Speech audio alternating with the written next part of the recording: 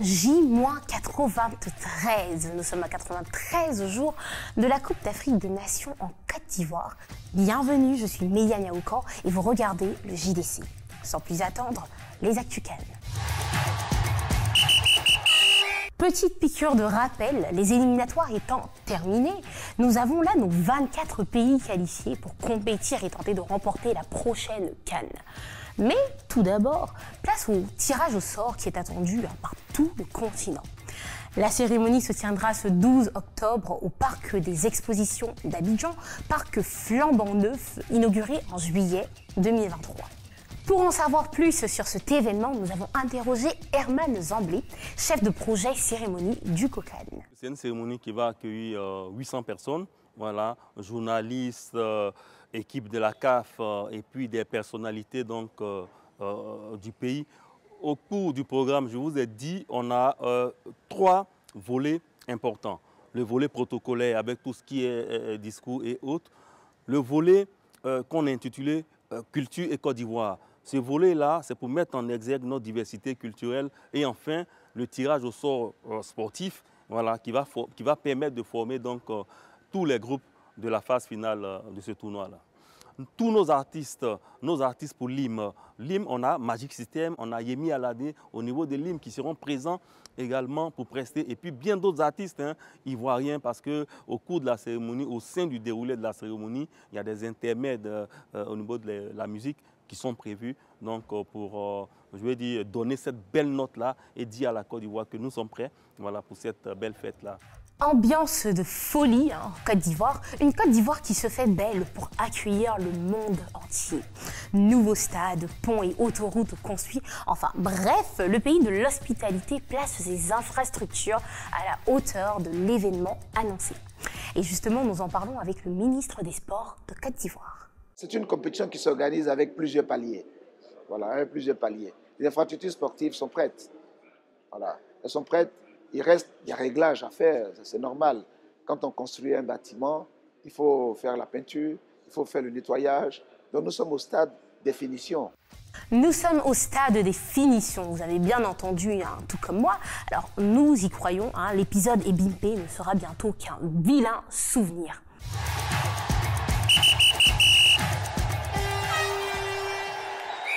Direction San Pedro, l'une des 5 villes choisies pour accueillir la Cannes. Et qui dit San Pedro dit beau paysage, belle plage. Et pour ceux qui ne connaissent pas, regardez.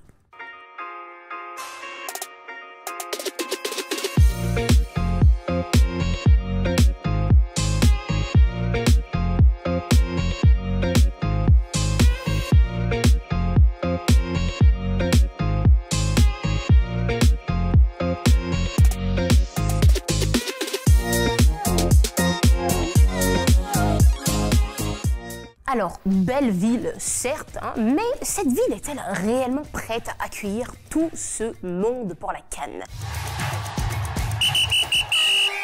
La pénurie d'hébergement à San Pedro inquiète plus d'un et nous voyons les détails dans notre reportage.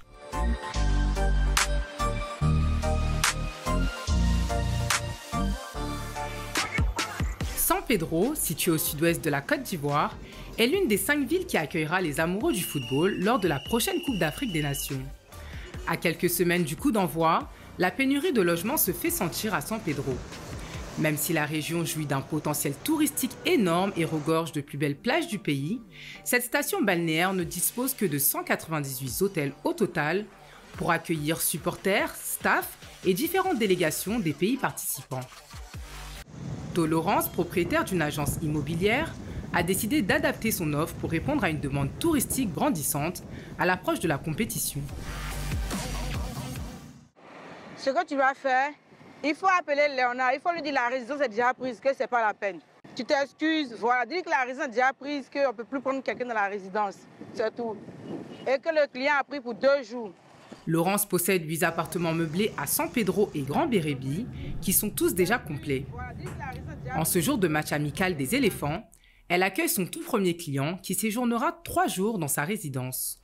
On est arrivé à San Pedro. Déposer la valise, on vous fait visiter rapidement. Voilà. Ici, vous avez la terrasse qui mène sur la cuisine. Juste pour prendre un peu d'air. Puis, Laurence loue ses résidences à la nuitée entre 30 000 francs CFA pour un studio et 200 000 francs CFA pour une villa avec piscine. L'arrivée de la CAN est une aubaine pour cette chef d'agence.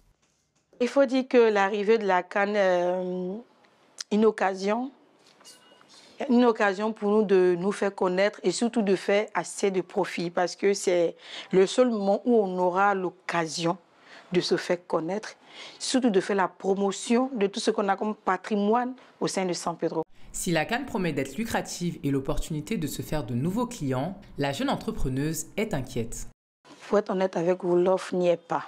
C'est pour ça qu'on y travaille à tous les niveaux, que ce soit au niveau de tous les agents immobiliers, que ce soit au niveau du ministère du Tourisme. On essaie tous ensemble de s'entendre pour pouvoir avoir le maximum de résidences parce qu'il faut dire la vérité, nos hôtels ne pourront pas tenir. En guise de renfort, la ville s'est dotée d'une cité CAN de 32 villas de 5 pièces étalée sur 6,8 hectares. Cette cité servira à accueillir en premier lieu les équipes participantes.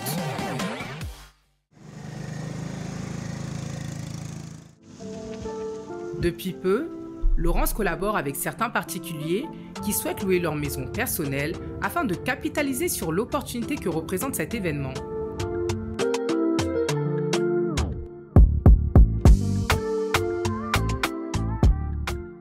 C'est le cas de Nicole Montelli, propriétaire de cette maison écologique où tradition ancestrale africaine et ville balnéaire se marient parfaitement. Laurence, accompagnée de clients potentiels, vient faire découvrir la propriété. Un manoir doté de 3 chambres pour un total de 200 000 francs CFA par jour. Une maison ronde, un peu dans le style d'ici quand même. Une case. Une case, voilà, mais une grande case. Voilà. Et je loue un appartement en bas. Voilà, donc je vais vous faire visiter l'appartement.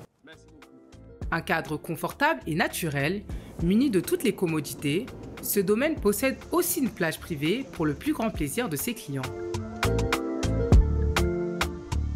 Le bonheur, très intéressant. Pour Nicole Montelli, ce bonheur est une satisfaction pour l'avenir de sa maison d'hôte.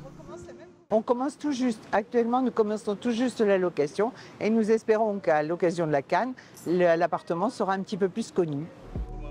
Plus de 20 000 personnes sont attendues à San Pedro lors de cette compétition. Une aventure pour Laurence qui compte tirer un bénéfice d'au moins 2 à 3 millions de francs CFA durant le mois de la Coupe d'Afrique des Nations.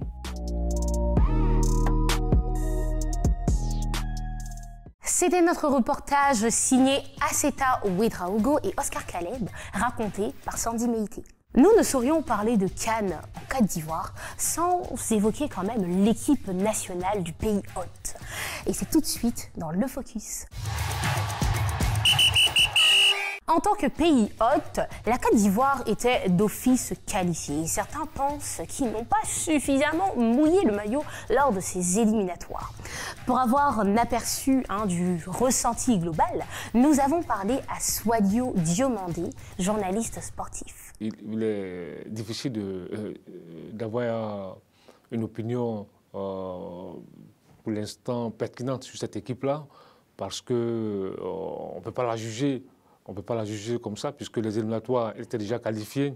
Donc, les matchs qu'elle disputait, c'était des matchs, je ne dirais pas amicaux, mais des matchs de préparation qui comptaient pour du beurre, avec le Lesotho, la Zambie et autres.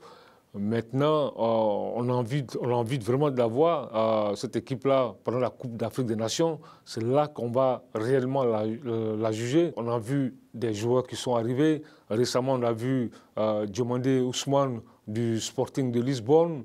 On a vu, avant ça, il nous a fait venir Sila Baka. On a vu le jeune Simon Adingra. Ce sont des pépites, ce sont des joueurs promoteurs. Maintenant, il y a eu du 109 dans cette équipe-là. C'est vrai qu'ils ont joué le Lesotho. C'est vrai, le match contre Mali, qui pouvait être véritablement un bon test, a été interrompu au bout de 45 minutes. Donc, on ne peut pas juger ces jeunes-là. Donc, on a envie de voir tous ces gamins-là.